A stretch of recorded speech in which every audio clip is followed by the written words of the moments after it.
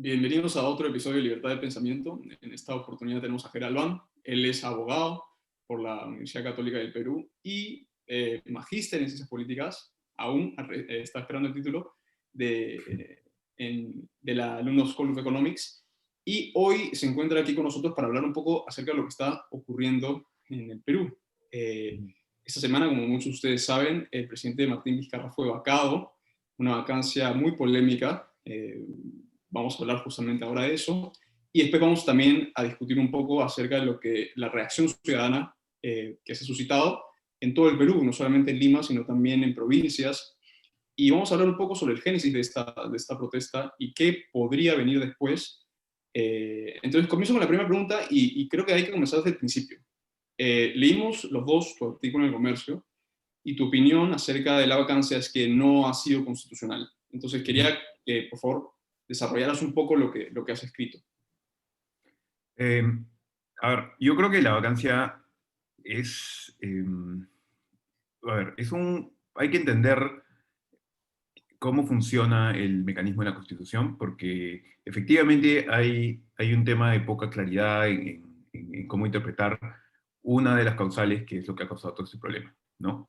Entonces, a ver, la vacancia es una figura que la Constitución establece en el capítulo del Poder Ejecutivo, y esto es bien importante, no lo establece en el capítulo del Poder Legislativo, no lo establece como una función del Parlamento, no lo establece como uno de los mecanismos de control que están en otro capítulo entre el Ejecutivo y el Legislativo, ¿no? Como lo son la censura, la confianza, la interpelación, sino que está regulada la vacancia en el capítulo del Poder Ejecutivo. Esto es relevante porque, o sea, ¿cuál es la idea de eso? Porque es, como les decía yo, un instrumento que le sirve, que le debe servir al Ejecutivo, la vacancia. No es pues pensado en que sea un arma en su contra. Eh, ¿Por qué le sirve? Porque si el Ejecutivo, por alguna razón objetiva normalmente, se queda sin cabeza, ¿no? Se queda céfalo, hay que ver un mecanismo para reemplazar esa cabeza, ¿no? Lo igual que en cualquier empresa pasaría o sea, si es que fallece, no sé, el CEO, ¿no? O sea, siempre tiene que tenerse pues un mecanismo para reemplazar. Eh, entonces, o sea, en el lado del Congreso hay accesitarios, entonces hay un mecanismo también que ya se sabe cómo opera, ¿no? En el caso del presidente, bueno, pero en el caso del Perú, el presidente puede ser vacado por causales efectivamente objetivas, como son la incapacidad física permanente, el haberse ido del país sin permiso del Congreso y no volver, el fallecimiento, ¿no? Pero también hay una causal no enteramente objetiva, que es la incapacidad moral permanente declarada por el Congreso, ¿ya? Entonces aquí viene, ya, ¿cómo hay que interpretar esa vacancia, ¿no? ¿Es entonces, totalmente discrecional el Congreso o es más bien algo que tiene que tener algún tipo de criterio para poder aplicarse, ¿no? Esas son las dos alternativas. Y si tenemos en cuenta que la Constitución es un documento que no puede leerse solamente artículo por artículo, ¿no? No es que yo agarre la Constitución, leo el artículo 27, interpreto literalmente lo que dice ahí y digo, eso es lo que dice la Constitución. No estoy haciendo ahí un buen trabajo de análisis constitucional. Para analizar una Constitución, uno tiene que ver todo el documento y todo el documento tiene que tener sentido, tiene que ser coherente entre sí. Entonces tú no le puedes dar una interpretación a un artículo que vaya en contra de lo que dice otro artículo, ¿no? Porque no, pues no sería algo Coherente. coherente, no tendría sentido. Entonces, hay que tener en cuenta que nuestra Constitución no solo regula la vacancia en el lado del Poder Ejecutivo, sino que además es una Constitución presidencialista. Es una Constitución que si uno revisa los debates académicos a nivel constitucional desde los 90, 2000, y aquí se ha pronunciado gente como Domingo García de la Unde, como Francisco Iguren, digamos, de diversas tendencias hoy día, la mayor crítica era siempre, desde la nueva Constitución, al gran poder que tenía el presidente según esta Constitución. Esa era la crítica, porque era una Constitución que los críticos decían que había hecho el Fujimorismo para proteger al presidente, ¿no? Más bien se criticaba que era una Constitución con mecanismos muy protectores del presidente. Esa fue la crítica siempre, y es verdad, es una Constitución con demasiadas protecciones del presidente. Hay que cambiar esas cosas. Pero tiene este artículo, que es el 117, y que dice textualmente, el presidente solo puede ser vacado por, y no, pues, ¿no? Impedir las elecciones, impedir que se reúna el Congreso, cerrarlo inconstitucionalmente. Son algunas causales bien específicas, bien graves, ¿no? Entonces, si tú tienes una constitución que tiene el artículo 117, que dice, tú al presidente, durante su periodo, solo lo puedes acusar por estas cosas, ¿ah? A pesar de que tienes otro artículo, que es el 99, que dice, a todas estas autoridades las puedes acusar mediante ese procedimiento, pero después la Constitución te dice, pero en el 117 te dice, pero el presidente no lo puedes acusar así nomás, solo el presidente lo puedes acusar por estas cosas. Entonces, si tienes una Constitución que te dice eso, que es tan protectora del presidente por un lado, es bien, en mi punto de vista, bien incoherente pensar que la facultad del 113.2, que es la capacidad moral, es totalmente abierta, es totalmente discrecional.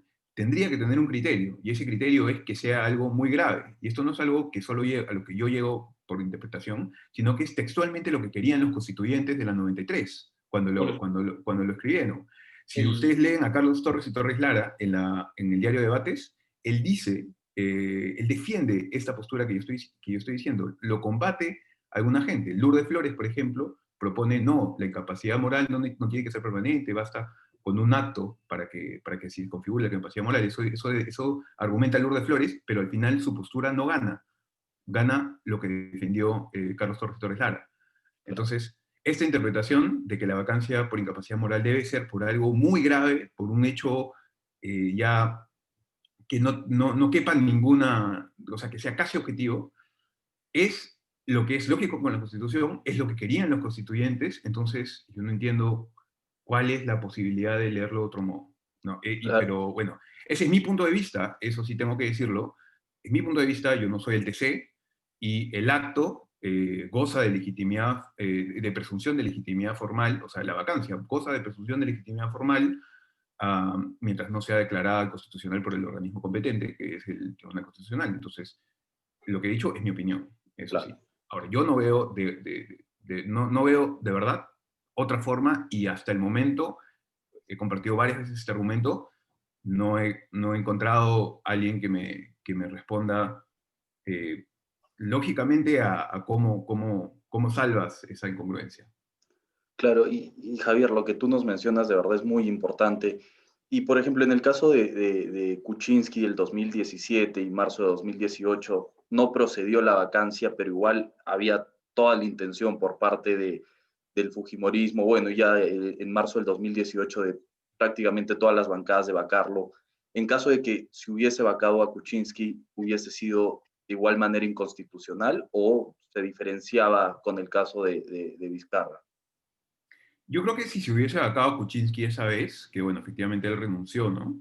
Claro. Em, Probablemente hubiese sido también un uso inconstitucional de la figura, sí, porque no estaba, pues, de todas maneras probado, pero en su caso habían unos videos que habían confirmado una cosa, no sé, me parece al menos más argumentable que hay algo incontestable, ¿no? Porque salieron unos audios en los que literalmente se estaban negociando votos por, Obras y por todo. salvarlo de, ¿no? Y por pero, obras y eso. Entonces, no sé, sorry, solo para la realidad. Pero en todo caso, yo sí creería, yo me aventuraría a pensar que es un uso, que hubiese sido un uso inconstitucional porque no es algo de la misma gravedad que yo creo que tienen las otras cosas. La gran diferencia igual es que este caso igual es mucho más grave, porque si hubiesen vacado a PPK, primero que nada teníamos presidente, teníamos vicepresidente, entonces no había un grave problema inconstitucional. Y segundo, que estábamos a 2 años y medio de las elecciones, no estábamos a 5 meses, ¿no? Entonces, por algo la Constitución le prohíbe al presidente cerrar el Congreso, o sea, Vizcarra no hubiese podido hacer lo del año pasado ahorita, ¿no? ¿Por qué? Porque no hubiese tenido sentido. Por lo mismo, no tiene sentido vacar al presidente a 5 meses de las elecciones, ¿no? Esa es una particularidad. siempre nos ¿No? haremos la pregunta de qué piensa Meche, ¿no? Ahora en estos momentos, acerca de por qué renunció. Esa va a ser la interrogante para toda la vida, pero justo lo que tú decías es importante, porque dices, sí, la incapacidad moral permanente tiene que ser algo, en efecto, algo antiético completamente, casi lindando con lo delictivo y fehaciente, o sea, y muy evidente. Y Ujú, podríamos poner en esa categoría, por ejemplo, a los Vladivideos, ¿no? ujú, Es cierto, por ejemplo, que el domingo pasado cuando salieron estos chats, yo me esperaba algo mucho más, pero al final no hubo esa conversación de dame la plata, estoy esperando mi plata, ¿no? O algo así que tú dijeras, ya, esto es la bomba y por eso tiene que renunciar, o por eso tiene que ser vacado. Pero ahora revisando un poco la historia de las vacancias, Alejandro Toledo también lo quisieron vacar. La composición del Congreso era diferente. A Alan también lo quisieron vacar. Y eso que ujú, Alan en el gobierno de Toledo fue el que impulsó la vacancia. A ujú. Humala tengo entendido que también hubo un momento donde lo quisieron vacar. La diferencia fue que la composición del legislativo era completamente diferente y funcionaba de cierto modo como una suerte de escudo. La pregunta ahora que te quiero hacer es, y lo hemos hablado aquí en Libertad de Pensamiento, es, esta figura de la vacancia tiene que ser reformada. Reformada porque Ujú. es evidente que esto no va a parar aquí. En el próximo Congreso, si existe la valla del 5%, puede ser un peligro. No hemos visto un gobierno que le haya dado estabilidad al gobierno, por así decirlo, en el Congreso con una bancada numerosa. Entonces, ¿cuál sería la forma de reformar esto de manera que no sea un peligro más adelante? Em, yo creo que hay varias salidas. Primero, creo que debería separarse o sea, pero mi salida favorita, mi interpretación de cómo sería lo mejor, sería que se separen los supuestos de vacancia de los de juicio político, ¿ya? Porque acá, por este tema de la vacancia por incapacidad moral y cómo se dio lo de Fujimori y cómo se ha dado ahora lo de Kuczynski, lo de Vizcarra, hay una confusión entre si el impeachment, o sea, digamos, la institución del impeachment, ¿no?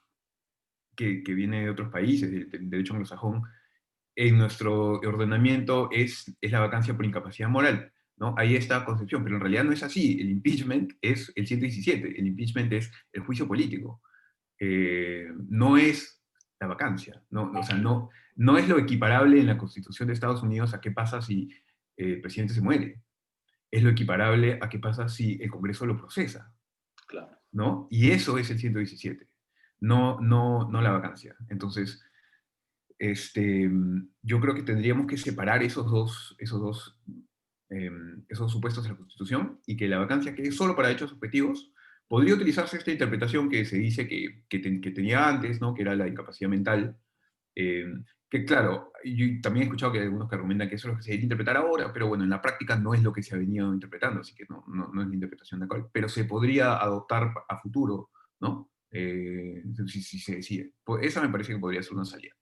Claro, y Javier, bueno, las calles están literalmente ardiendo, Ujú, pero no noto, por ejemplo, que haya una exigencia eh, consensuada, una sola exigencia, no sé, de, por ejemplo, Merino renuncia. ujú. Simplemente hay varias exigencias, Merino no me representa, Merino tal, Merino cual.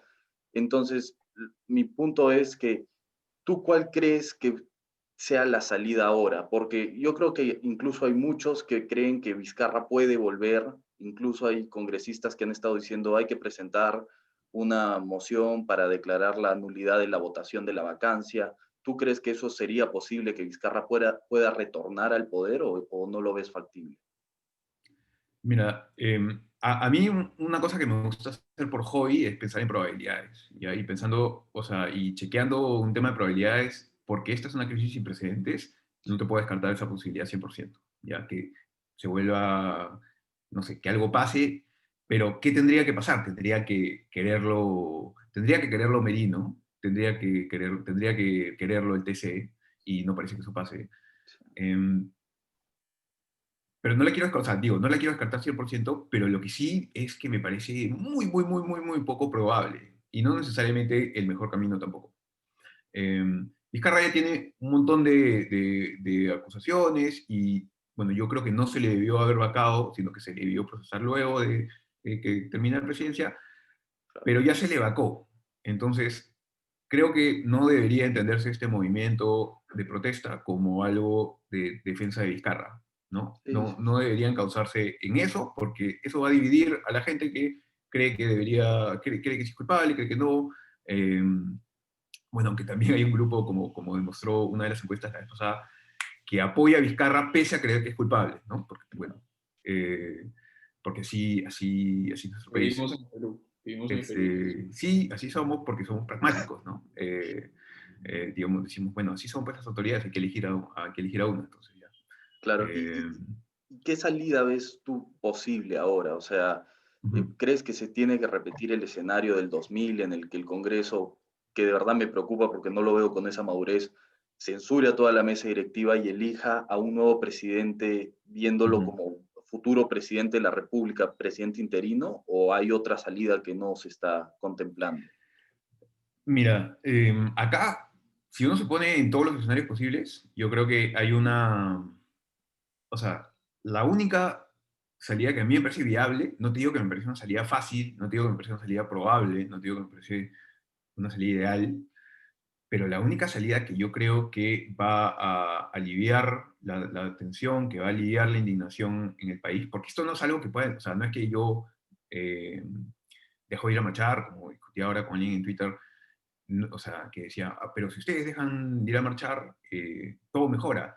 Sí, pues, pero no le puedes, o sea, estás hablando de un colectivo del país, Claro, de la mayoría del país, no le puedes decir, o sea, yo no, o sea, ya, ok, ya, yo dejo de marchar, y ¿qué va a pasar? Eso va a hacer que suba tipo, se arregle, suba la satisfacción digamos, la aprobación de Merino, porque Merino, yo dejé de ir a marchar. O sea, no cambia claro, nada lo que hace una persona. Este es un movimiento que se ha formado espontáneamente de un montón de gente que está indignada. Y no ha sido, o sea, pensar que ha sido manipulado por sordos o algo así, o sea, tiene un sentido, ¿no? Entonces, em, lo que yo veo como única salida es que Merino salga y no renuncie, él tendría que querer hacerlo, porque lo que claro, tenemos que reconocer es que él hoy tiene el poder de facto. Entonces, no es que se le puede exigir legalmente que renuncie, ¿no?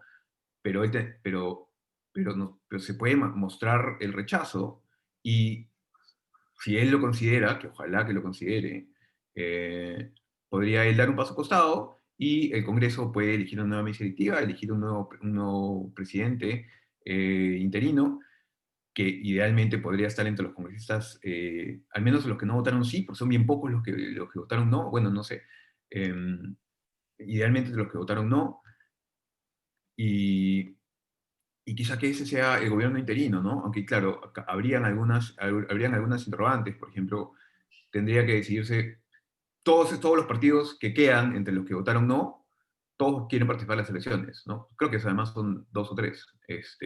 Entonces, el propio Acción Popular votó también claro, no, me parece. claro. Em, Pero entonces claro, sería difícil hacer esto de pedirles, ya, que uno usted sea, pero tienen que aceptar no postular en la elección. Entonces tendría que buscarse un mecanismo bien como, ya, que se elija a alguien que sea encargado del puesto, pero que todo el gabinete sea independiente, ¿no? Gente que no pertenezca a partidos que vayan a postular, ahora no sé. la Ujú, pregunta es que también, bueno, también existe la posibilidad de que estas cuestiones se disipen, por así decirlo, y que se ujú, canalice la indignación a través de diferentes actores políticos, ¿no? La campaña recién comienza. Pero ahora, ujú, la otra pregunta que te quería hacer es la falta de olfato político de Merino, ¿no? Es decir, existe una Latinoamérica post-Chile y pre-Chile. Yo te diría ujú, que si lo de Chile nunca hubiese ocurrido, yo creo que todos los grupos que pasan de los liberales de la derecha, y yo tengo muchos, había un miedo, esto puede ser cualquier cosa, ¿no? Entonces el efecto psicológico está. Y la pregunta es, ahora, respecto a la composición de Merino, y justamente con esto, ¿no? Arma un gabinete que en vez de decir, ha decidido meter a personas que no cuestiono su calidad de profesional ni nada por el estilo, pero gente que no parece estar dispuesta a ceder, o sea, a ceder no solamente emocionalmente, sino también políticamente y entender que esto es una cuestión de 5 meses. ujú. Y la pregunta es, ¿qué nos espera aquí hasta abril, si es que Merino no cede y las cosas siguen más o menos igual, ¿no? ¿Quién va a salir ganador? Vamos a decir, entre los que se están presentando, Verónica Mendoza, Julio Guzmán, Forsyth, no hemos visto a Barnechea, no hemos visto tampoco a De Soto. ¿Quién sale ganando de todo esto? Yo creo que eso lo vamos a saber un poco después. Ahorita sería muy prematuro que yo me venga a decir que yo, digamos, diga tal o cual. Eh, Inicialmente han habido 4 candidatos que están participando, he visto más activamente del tema, ¿no? Se unió Forsyth, aunque un poco después de un titubeo, digamos, inicial. Y luego Verónica Mendoza y Julio Guzmán y Ollanta también están unidos a la protesta, ¿no? Pero este es un movimiento que yo creo que si es que, o sea, tú dices que de repente puede ser que se disipe, de repente, por ahí que se disipa, la gente empieza a prestar atención a otras cosas, hoy día gana Perú y la gente empieza a alegrarse, no sé. Pero yo tengo la sospecha de que no va a ser así.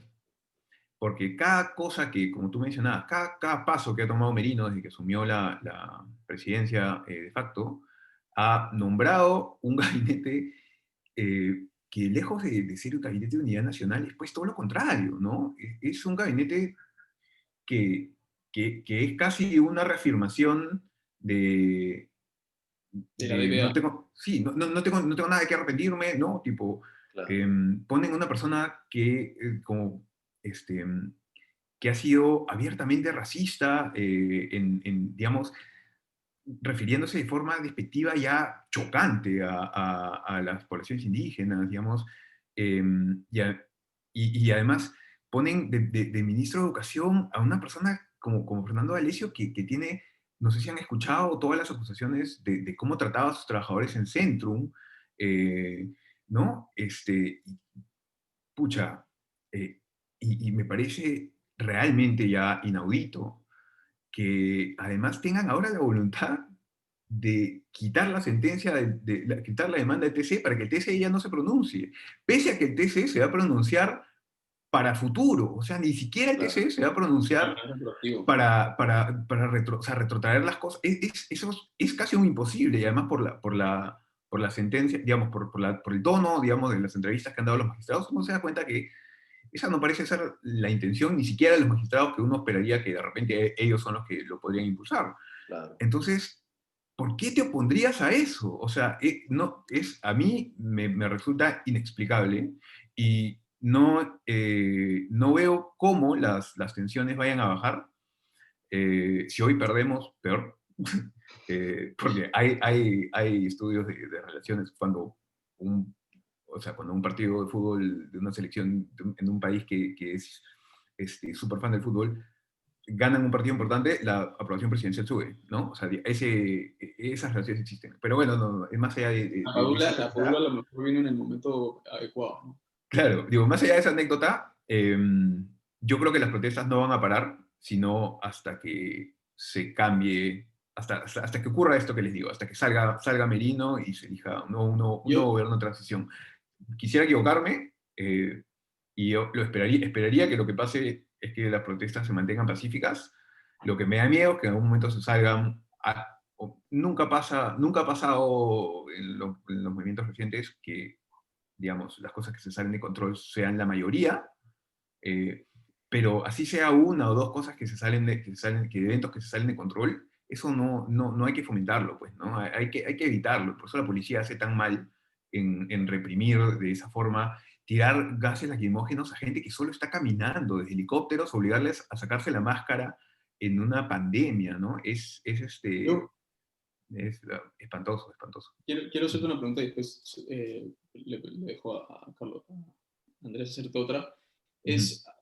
Después de lo que ocurrió ahora en la semana, hay muchos especialistas, politólogos, abogados que están lanzando la narrativa de que esto ha sido un golpe.